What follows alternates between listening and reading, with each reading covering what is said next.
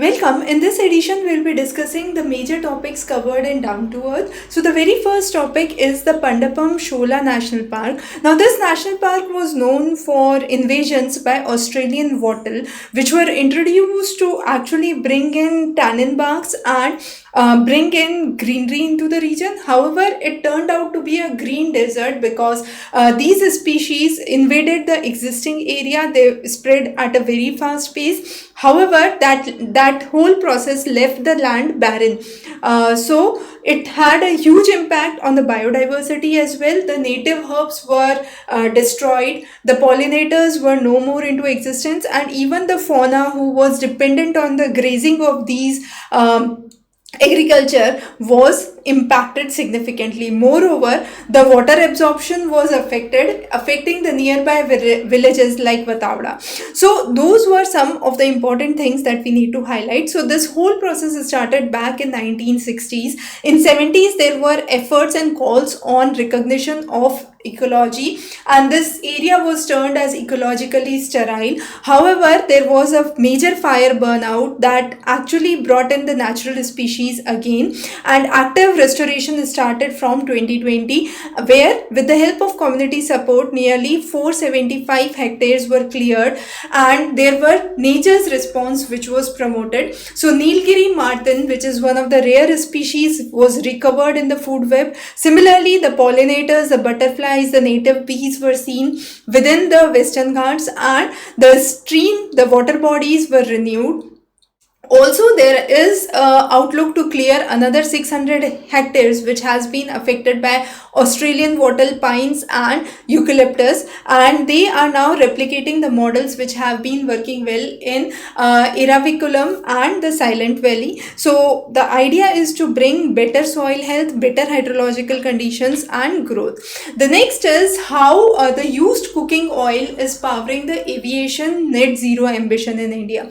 So the idea is we are focusing towards sustainable aviation fuel. So now with the help of Indian Oil Corporation, there has been a recent certification at Panipat, and this talks about aviation decarbonization strategy, where the used cooking oil would be used as a fuel, and this is to actually bring in a circular economy. So the total used cooking oil which is generated annually stands somewhere at around 3.4 million, and the production goal is nearly 35,000 tons annually as of now.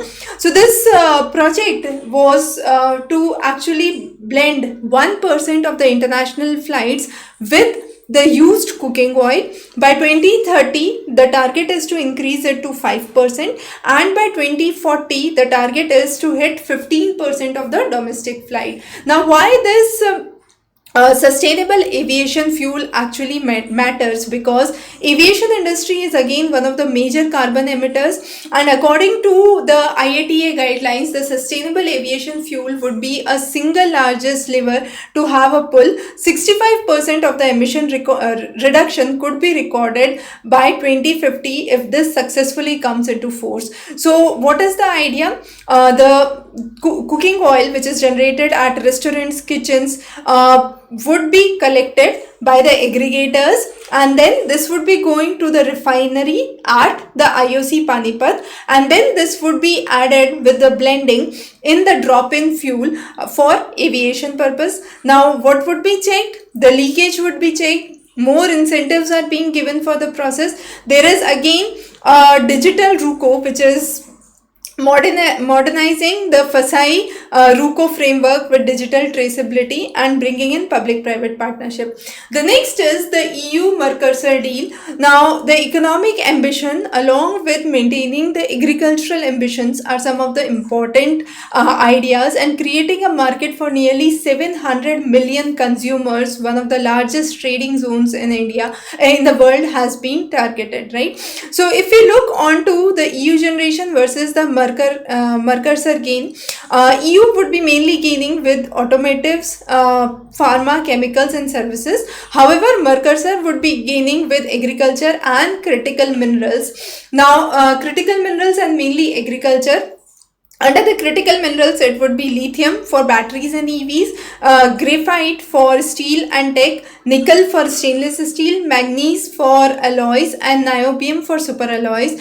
Now the timeline shows that there was a blockade at the EU Parliament signaling the discontent, and then there was an agreement signed with a review by the European Court of Justice, and there would be a ratification by 27 member nations, and finally it would be implemented. However, for the agriculture produce, the major worry is regarding the unfair competition, the replacement of the domestic varieties, and the freeze on the international investments. The next is Sundarban area, and now this Sundarban area in West Bengal has a huge lot of visitors. However, the annual footfall is somewhere around 10 lakhs compared to Ranthambore, which is around 20 lakhs in Rajasthan.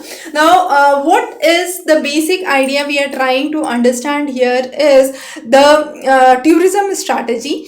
Ranthambore is doing pretty well in terms of tourism. However, Sundarbans with mangroves are not. Now, what is the difference? Now, the difference is ease of signaling, accessibility, and commercial development, which is very, very good in case of Ranthambore. However, for Sundarbans, it is more of disaster risk, ecological sensitivity, and accessibility. Similarly, efforts have been done in Bangladesh as well to preserve the mangroves. However, no carrying capacity assessments have been done for ecological sensitivity in the regions of Sundarban. So, climate crisis along with human cost is an important indicator, and the impact on the livelihood, because any of these beyond tourism, this would be leading to agricultural loss, fishery loss, psychological trauma for the local people, and ecological disruptions. So, any kind of significant climate impact, this could be a cyclone, a tide, a rise of sea level,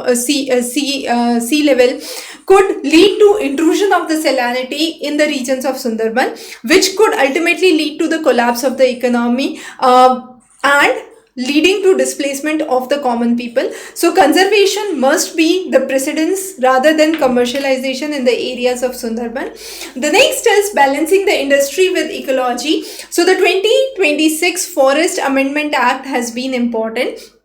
And the major idea is the current domestic availability for the wood stands somewhere at 9 million tons per year.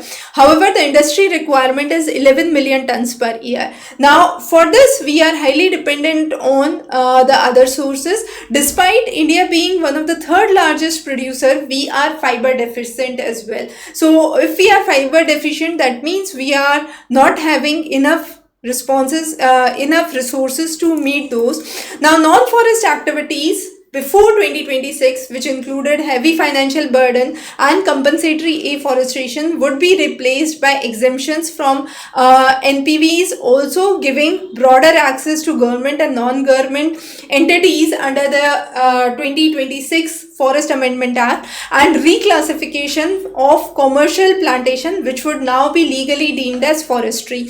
So monoculture versus natural ecosystem is very, very important, focusing on depleting groundwaters, biodiversity loss, and greenwashing, as being argued by most of the ecologists, have been important. And this amendment has finally come into existence of recent, and there are various suggestions focusing on the compliance to meet this guideline.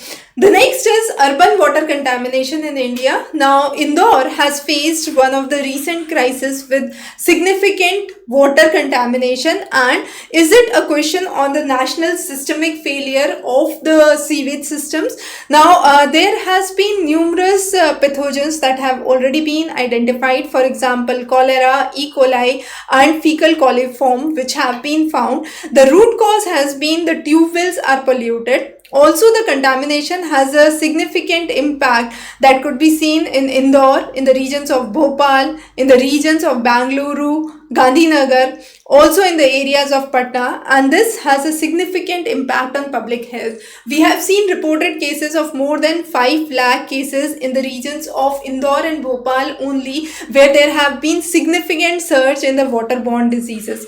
Also, despite the name of a clean city, these cities are facing acute responses. There have been significant actual reported cases rather than what has been brought in numbers, and there is a significant imbalance in the investment. The water supply infrastructure is receiving a significant funding. However, the treatment plants, the sewage plants, and the water body rejuvenation are having not proper balance of investments, and this has led to issues with the sewage being leaked out into the water supply system. Now, the sewage first strategy talks about prioritizing the septage, regular collection, treatment, incentivizing the reuse, and finally the local rejuvenation that could be useful. Now, some of the elements which have been washed for very high quantity are the heavy metals that could be seen here, with a very high proportional risk for cadmium being found in most of the waters, which is considered extensively toxic. Now, coming on next is the water bankruptcy. We are turning out towards dry with higher demands for fresh water exceeding the natural supply system, and there has been a surge in the groundwater extraction by nearly 383%, which is very significantly high, and 3/4 of the world population lives in a water insecure area. So the baseline extraction is somewhere at around 100. However, the current extractions are somewhere at around 483, which is very high. Also, there has been a significant mass loss of nearly 30% by the glacial mass reduction, and this has created a significant impact on the hydrogeology. Now, this climate change process is creating what is called as a whiplash event, that is swing from extreme wetness to extreme drought conditions, and this volatile nature is creating seasons with extreme vulnerabilities during the monsoon months and the wet seasons. However, on the other hand, creating extreme dry and hot conditions. Now, mega drying spots have been identified, most of which are found in North Africa, Middle East, and India and Pakistan, and the remaining countries, again, there is a huge abundance seen in the southwest parts of North America, where there has been a significant drying intensity which has been seen. Now, this scarcity of water itself has a significant economic loss of around 60 billions which have been affected, which would be an economic cost that people would have to pay in short run or in long run.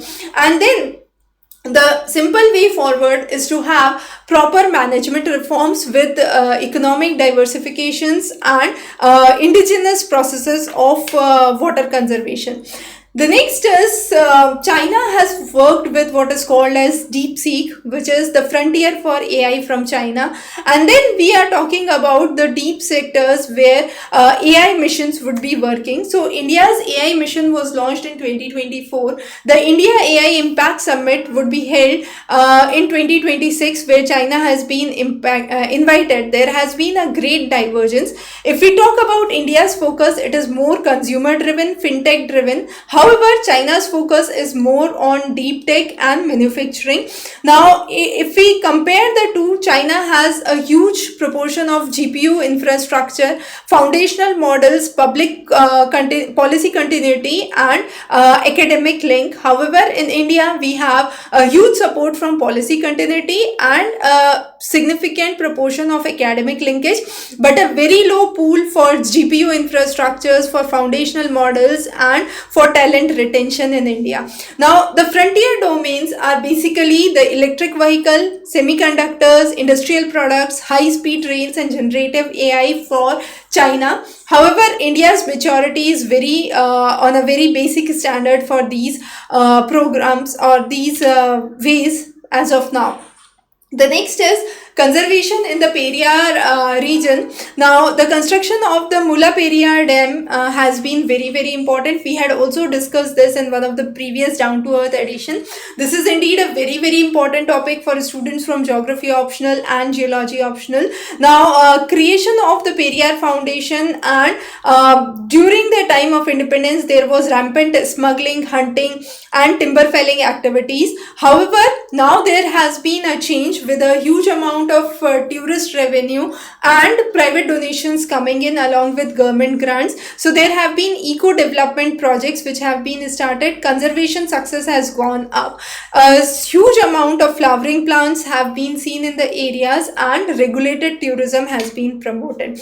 The next is the poly crisis. Now, despite the socio-economic political failures, world is locked with what is called as status. Now, the institutional structures have collapsed and there are more chances of uncertainty. 2026, this has boosted a lot, and there is a geo-economic confrontation throughout the globe. Nearly 1/5 of the leaders cite that geo-economic tensions would be the very important risk which would surpass any of the environmental issues in the future terms. Also, uncertainties are very, very high. 50% expect turbulence, 57 expect long-term turbulence, and there is a stability void 1% only as a negligible fraction which is considered by the experts. So this uncertainty era actually turns out into a very, very high risk for geo-economic tensions and the crisis. However, this is considered as one of the top crises, followed by environment, cybersecurity, and social polarization globally. So those were some of the important topics that we have discussed in this Down to Earth edition. If you have any questions or queries, feel free to post those in the comment below. Also, the handouts are available on Exam Race Current Affairs. Thanks for joining. Have a great day.